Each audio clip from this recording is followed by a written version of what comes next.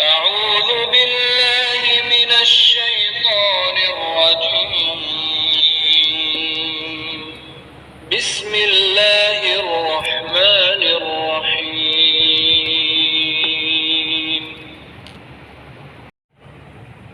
اے محمد صلی اللہ علیہ وآلہ وسلم، لوگ تم سے عزت والے مہینوں میں لڑائی کرنے کے بارے میں دریافت کرتے ہیں۔ کہہ دو کہ ان میں لڑنا بڑا گناہ ہے، اور خدا کی راہ سے روکنا اور اس سے کفر کرنا اور مسجد حرام یعنی خانہ کعبہ میں جانے سے بند کرنا اور اہل مسجد کو اس میں سے نکال دینا جو یہ کفار کرتے ہیں، خدا کے نزدیک اس سے بھی زیادہ گناہ ہے اور فتنہ انگیزی خون ریزی سے بھی بڑھ کر ہے، اور یہ لوگ ہمیشہ تم سے لڑتے رہیں گے یہاں تک کہ اگر مقدور رکھیں تو تم کو تمہارے دین سے پھیر دیں، اور جو کوئی تم میں سے اپنے دین سے پھر کر کافر ہو جائے گا اور کافر ہی مرے گا تو ایسے لوگوں کے اعمال دنیا اور آخرت دونوں میں برباد ہو جائیں گے، اور یہی لوگ دوزخ میں جانے والے ہیں جس میں ہمیشہ رہیں گے۔ جو لوگ ایمان لائے اور خدا کے لیے وطن چھوڑ گئے اور کفار سے جنگ کرتے رہے وہی خدا کی رحمت کے امیدوار ہیں، اور خدا بخشنے والا اور رحمت کرنے والا ہے۔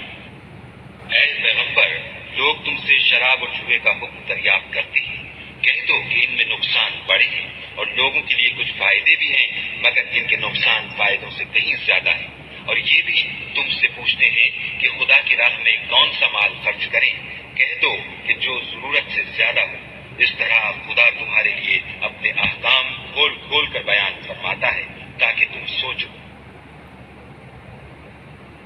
یعنی دنیا اور آخرت کی باتوں میں غور کرو، اور تم سے یتیموں کے بارے میں بھی دریافت کرتے ہیں، کہہ دو کہ ان کی حالت کی اصلاح بہت اچھا کام ہے، اور اگر تم ان سے مل جل کر رہنا یعنی خرچ اکٹھا رکھنا چاہو تو وہ تمہارے بھائی ہیں، اور خدا خوب جانتا ہے کہ خرابی کرنے والا کون ہے اور اصلاح کرنے والا کون، اور اگر خدا چاہتا تو تم کو تکلیف میں ڈال دیتا، بے شک خدا غالب اور حکمت والا ہے۔ اور مومنوں، مشرک عورتوں سے جب تک ایمان نہ لائیں نکاح نہ کرنا، کیونکہ مشرک عورت خواہ تم کو کیسی ہی بھلی لگے اس سے مومن لونڈی بہتر ہے، اور اسی طرح مشرک مرد جب تک ایمان نہ لائیں مومن عورت کو ان کی زوجیت میں نہ دینا، کیونکہ مشرک مرد سے خواہ وہ تم کو کیسا ہی بھلا لگے مومن غلام بہتر ہے۔ یہ مشرک لوگوں کو دوزخ کی طرف بلاتے ہیں، اور خدا اپنی مہربانی سے بہشت اور بخشش کی طرف بلاتا ہے، اور اپنے حکم لوگوں سے کھول کھول کر بیان کرتا ہے تاکہ نصیحت حاصل کریں۔ اور تم سے حیض کے بارے میں دریافت کرتے ہیں، کہہ دو وہ تو نجاست ہے، سو ایام حیض میں عورتوں سے کنارہ کش رہو، اور جب تک پاک نہ ہو جائیں ان سے مقاربت نہ کرو، ہاں جب پاک ہو جائیں تو جس طریق سے خدا نے تمہیں ارشاد فرمایا ہے ان کے پاس جاؤ، کچھ شک نہیں کہ خدا توبہ کرنے والوں اور پاک صاف رہنے والوں کو دوست رکھتا ہے۔ تمہاری عورتیں تمہاری کھیتی ہیں، تو اپنی کھیتی میں جس طرح چاہو جاؤ، اور اپنے لیے نیک عمل آگے بھیجو، اور خدا سے ڈرتے رہو، اور جان رکھو کہ ایک دن تمہیں اس کے روبرو حاضر ہونا ہے۔ اور اے پیغمبر، ایمان والوں کو بشارت سنا دو، اور خدا کے نام کو اس بات کا ہیلا نہ بنانا کہ اس کی قسمیں کھا کھا کر سلوک کرنے اور پرہیزگاری کرنے اور لوگوں میں صلح و سازگاری کرانے سے رک جاؤ، اور خدا سب کچھ سنتا اور جانتا ہے۔ خدا تمہاری لغو قسموں پر تم سے مواخذہ نہیں کرے گا، لیکن جو قسمیں تم قصد دلی سے کھاؤ گے ان پر مواخذہ کرے گا، اور خدا بخشنے والا بردبار ہے۔ جو لوگ اپنی عورتوں کے پاس جانے کی قسم کھا لیں ان کو 4 مہینے انتظار کرنا چاہیے،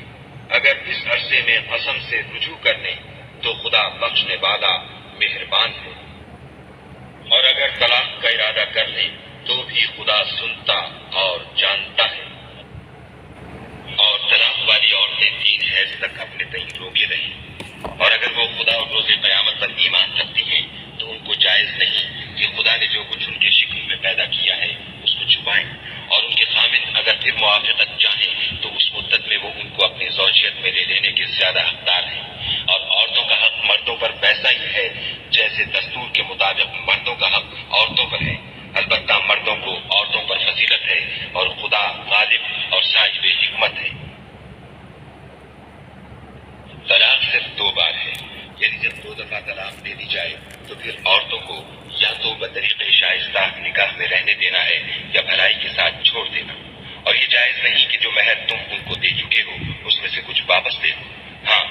زن و شوہر کو خوف ہو کہ وہ خدا کی حدوں کو قائم نہیں رکھ سکیں گے، تو اگر عورت خاوند کے ہاتھ سے رہائی پانے کے بدلے میں کچھ دے ڈالے تو دونوں پر کچھ گناہ نہیں۔ یہ خدا کی مقرر کی ہوئی حدیں ہیں، ان سے باہر نہ نکلنا، اور جو لوگ خدا کی حدوں سے باہر نکل جائیں گے وہ گناہگار ہوں گے۔ پھر اگر شوہر 2 طلاقوں کے بعد تیسری طلاق عورت کو دے دے تو اس کے بعد جب تک عورت کسی دوسرے شخص سے نکاح نہ کر لے اس سے پہلے شوہر پر حلال نہ ہوگی۔ ہاں اگر دوسرا خاوند بھی طلاق دے دے اور عورت اور پہلا خاوند پھر ایک دوسرے کی طرف رجوع کر لیں تو ان پر کچھ گناہ نہیں، بشرطے کہ دونوں یقین کریں کہ خدا کی حدوں کو قائم رکھ سکیں گے، اور یہ خدا کی حدیں ہیں، ان کو وہ ان لوگوں کے لیے بیان فرماتا ہے جو دانش رکھتے ہیں۔ اور جب تم عورتوں کو 2 دفعہ طلاق دے چکو اور ان کی عدت پوری ہو جائے تو انہیں یا تو حسن سلوک سے نکاح میں رہنے دو یا بطریق شائستہ رخصت کر دو، اور اس نیت سے ان کو نکاح میں نہ رہنے دینا چاہیے کہ انہیں تکلیف دو اور ان پر زیادتی کرو، اور جو ایسا کرے گا وہ اپنا ہی نقصان کرے گا، اور خدا کے احکام کو ہنسی کھیل نہ بناؤ۔ اور خدا نے تم کو جو نعمتیں بخشی ہیں اور تم پر جو کتاب اور دانائی کی باتیں نازل کی ہیں جن سے وہ تمہیں نصیحت فرماتا ہے ان کو یاد کرو اور خدا سے ڈرتے رہو، اور جان رکھو کہ خدا ہر چیز سے واقف ہے۔ اور جب تم عورتوں کو طلاق دے چکو اور ان کی عدت پوری ہو جائے تو ان کو دوسرے شوہروں کے ساتھ جب وہ آپس میں جائز طور پر راضی ہو جائیں نکاح کرنے سے مت روکو۔ اس حکم سے اس شخص کو نصیحت کی جاتی ہے جو تم میں خدا اور روز آخرت پر یقین رکھتا ہے، یہ تمہارے لیے نہایت خوب اور بہت پاکیزگی کی بات ہے، اور خدا جانتا ہے اور تم نہیں جانتے۔ اور مائیں اپنے بچوں کو پورے 2 سال دودھ پلائیں، یہ حکم اس شخص کے لیے ہے جو پوری مدت تک دودھ پلوانا چاہے، اور دودھ پلانے والی ماؤں کا کھانا اور کپڑا دستور کے مطابق باپ کے ذمے ہوگا۔ کسی شخص کو اس کی طاقت سے زیادہ تکلیف نہیں دی جاتی، تو یاد رکھو کہ نہ تو ماں کو اس کے بچے کے سبب نقصان پہنچایا جائے اور نہ باپ کو اس کی اولاد کی وجہ سے نقصان پہنچایا جائے، اور اسی طرح نان نفقہ بچے کے وارث کے ذمے ہے، اور اگر دونوں یعنی ماں باپ آپس کی رضامندی اور صلاح سے بچے کا دودھ چرانا چاہیں تو ان پر کچھ گناہ نہیں، اور اگر تم اپنی اولاد کو دودھ پلوانا چاہو تو تم پر کچھ گناہ نہیں، بشرطے کہ تم دودھ پلانے والیوں کو دستور کے مطابق ان کا حق جو تم نے دینا کیا تھا دے دو، اور خدا سے ڈرتے رہو اور جان رکھو کہ جو کچھ تم کرتے ہو خدا اس کو دیکھ رہا ہے۔ اور جو لوگ تم میں سے مر جائیں اور عورتیں چھوڑ جائیں تو عورتیں 4 مہینے اور 10 دن اپنے آپ کو روکے رہیں، اور جب یہ عدت پوری کر چکے اور اپنے حق میں پسندیدہ کام یعنی نکاح کر لیں تو تم پر کچھ گناہ نہیں، اور خدا تمہارے سب کاموں سے واقف ہے۔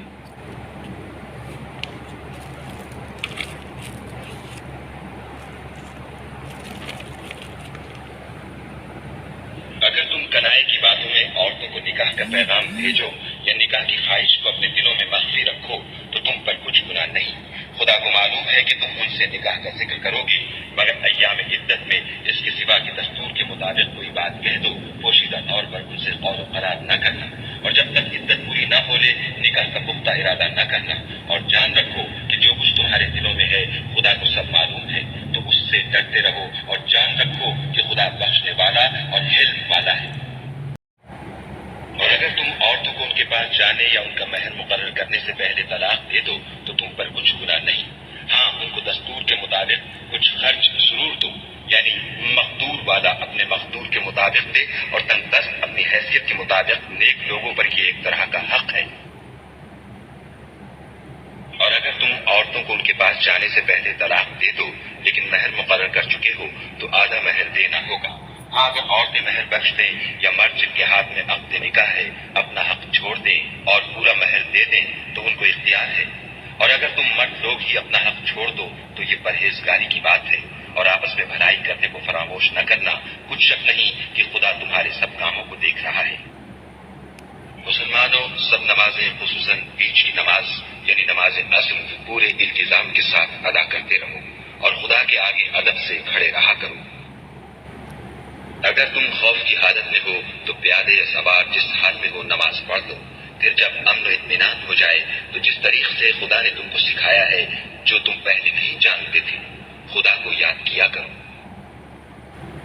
اور جو لوگ تم میں سے مر جائیں اور عورتیں چھوڑ جائیں وہ اپنی عورتوں کے حق میں وصیت کر جائیں کہ ان کو 1 سال تک خرچ دیا جائے اور گھر سے نہ نکالی جائے، ہاں اگر وہ خود گھر سے چلی جائیں اور اپنے حق میں پسندیدہ کام یعنی نکاح کر لیں تو تم پر کچھ گناہ نہیں۔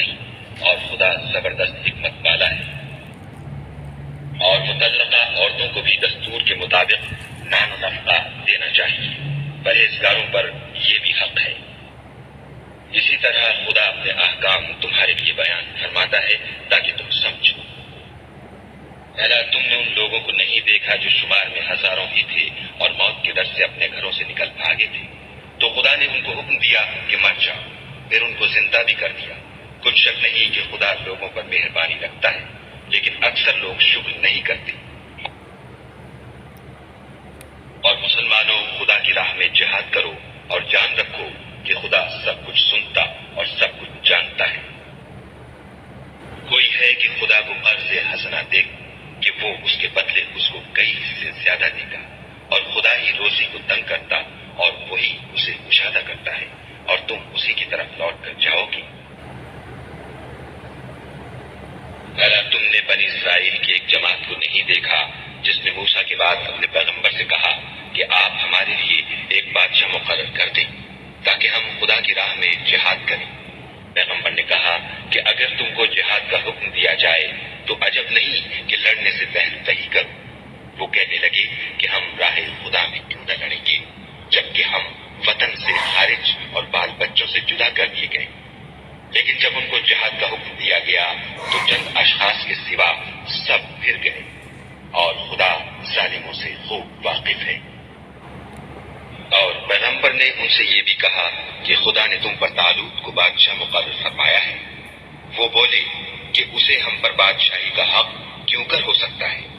بادشاہی کے مستحق تو ہم ہیں، اور اس کے پاس تو بہت سی دولت بھی نہیں۔ پیغمبر نے کہا کہ خدا نے اس کو تم پر فضیلت دی ہے اور بادشاہی کے لیے منتخب فرمایا ہے۔ اس نے اسے علم بھی بہت سا بخشا ہے اور تن و دوش بھی بڑا عطا کیا ہے، اور خدا کو اختیار ہے جسے چاہے بادشاہی بخشے۔ وہ بڑا کشائش والا اور دانا ہے۔ اور پیغمبر نے ان سے کہا کہ ان کی بادشاہی کی نشانی یہ ہے کہ تمہارے پاس ایک صندوق آئے گا جس کو فرشتے اٹھائے ہوئے ہوں گے، اس میں تمہارے پروردگار کی طرف سے تسلی بخشنے والی چیز ہوگی، اور کچھ اور چیزیں بھی ہوں گی جو موسیٰ اور ہارون چھوڑ گئے تھے۔ اگر تم ایمان رکھتے ہو تو یہ تمہارے لیے ایک بڑی نشانی ہے۔ غرض جب طالوت فوجیں لے کر روانہ ہوا تو اس نے ان سے کہا کہ خدا ایک نہر سے تمہاری آزمائش کرنے والا ہے۔ جو شخص اس میں سے پانی پی لے گا اس کی نسبت تصور کیا جائے گا کہ وہ میرا نہیں، اور جو نہ پیے گا وہ سمجھا جائے گا کہ میرا ہے۔ ہاں، اگر کوئی ہاتھ سے چلو بھر پانی دے دے تو خیر جب وہ لوگ نہر پر پہنچے تو چند شخصوں کے سوا سب نے پانی پی لیا۔ پھر جب طالوت اور مومن لوگ جو اس کے ساتھ تھے نہر کے پار ہو گئے تو کہنے لگے کہ آج ہم میں جالوت اور اس کے لشکر سے مقابلہ کرنے کی طاقت نہیں۔ جو لوگ یقین رکھتے تھے کہ ان کو خدا کے روبرو حاضر ہونا ہے وہ کہنے لگے کہ بسا اوقات تھوڑی سی جماعت نے خدا کے حکم سے بڑی جماعت پر فتح حاصل کی ہے، اور خدا استقلال رکھنے والوں کے ساتھ ہے۔ اور جب وہ لوگ جالوت اور اس کے لشکر کے مقابل میں آئے تو خدا سے دعا کی کہ اے پروردگار ہم پر صبر کی دہانے کھول دے